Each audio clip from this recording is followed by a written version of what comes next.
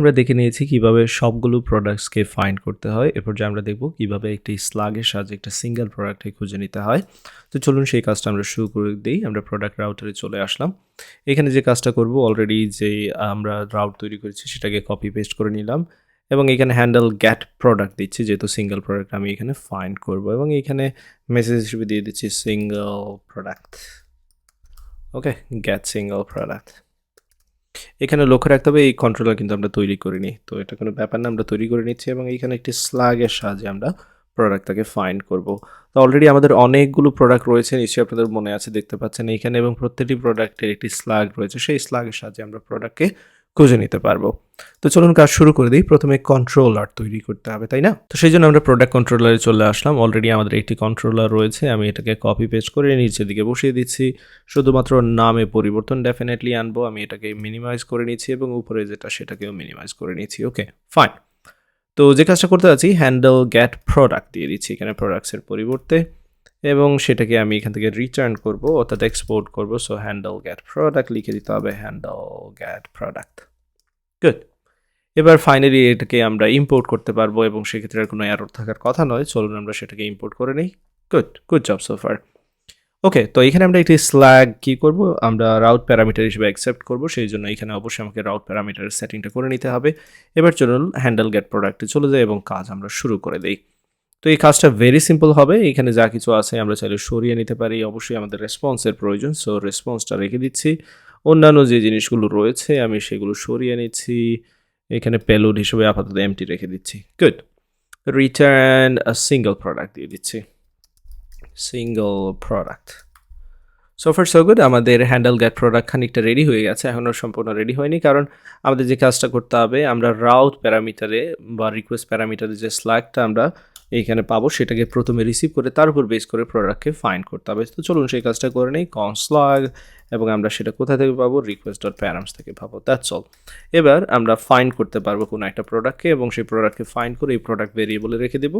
Wait ব্যবহার করবো এখানে, ডেফিনেটলি সময় নিতে পারে, এবং প্রোডাক্ট মডেলের সাহায্যে আমরা ফাইন্ড ওয়ান ফাংশনটা ব্যবহার করতে পারি, এবং এই ফাইন্ড ওয়ানের মধ্যে আমরা জাস্ট স্ল্যাগটাকে পাস করে দেব। ওকে, সো এই স্ল্যাগের সাহায্যে আমরা প্রোডাক্টটাকে ফাইন্ড করছি, কিন্তু দ্যাটস অল, কাজ আমাদের শেষ। এবার প্রোডাক্ট যদি আমরা খুঁজে পাই সেক্ষেত্রে সেই প্রোডাক্টটাকে এখানে পেলোড হিসেবে আমরা পাস করে দিতে পারি। ওকে, দ্যাটস অল। এটাকে চাইলে আমরা অবজেক্টের মধ্যে রেখে দিতে পারি, আবার চাইলে অবজেক্টের বাইরেও রেখে দিতে পারি, আমাদের ইচ্ছা। ওকে, সো এবার চলুন আমরা দেখে নিই আসলে এটা কীভাবে কাজ করছে। আমি এটাকে অবজেক্টের বাইরেই রেখে দিচ্ছি, অবজেক্ট করার কোনো দরকার নেই এখানে।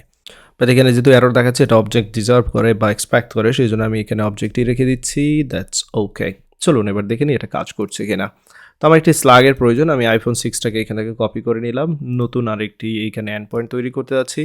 এখানে আমি এটা চেঞ্জ করে দিয়ে দিচ্ছি রিটার্ন প্রোডাক্ট, রিটার্ন এই প্রোডাক্ট, এবং এইখানে আমি সেই স্ল্যাগটাকে পাস করে দেব, তার সাহায্যে আমি গেট করার চেষ্টা করব।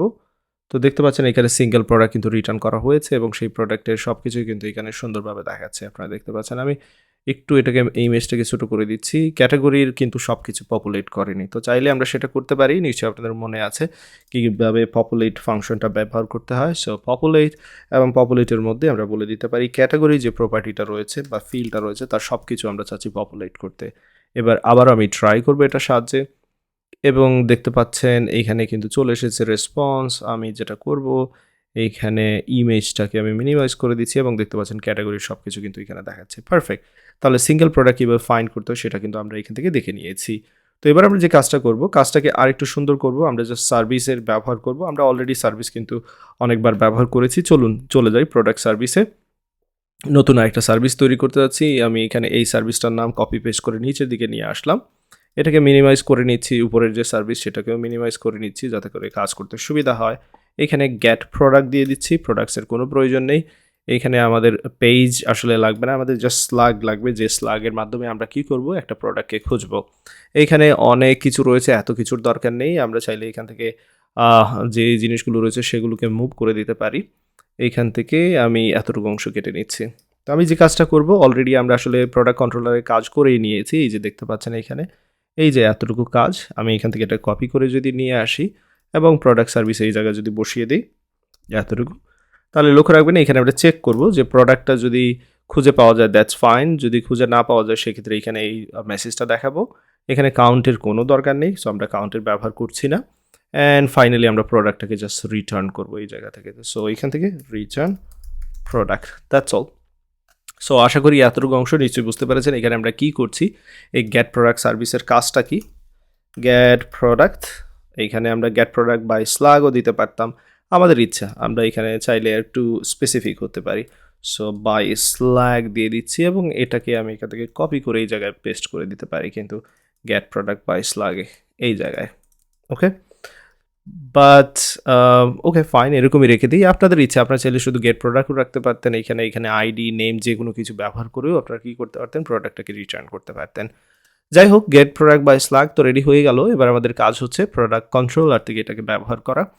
তো এটা ভেরি সিম্পল, আশা করি আপনারা বুঝতেই পারছেন কীভাবে ব্যবহার করতে হবে। এইখানে ওয়েটে চলে আসলাম এবং এইখানে গেট প্রোডাক্ট বাই স্ল্যাগ এটা ব্যবহার করব এবং তার মধ্যে জাস্ট স্ল্যাগটা পাস করে দিতে হবে, দ্যাটস অল। এতটুকু কাজ, বাকি যা কিছু আছে এক্স্যাক্টলি সেরকমই থাকবে। এখানে আমাদের আর কোনো কিছু চেঞ্জ করার দরকার পড়বে না।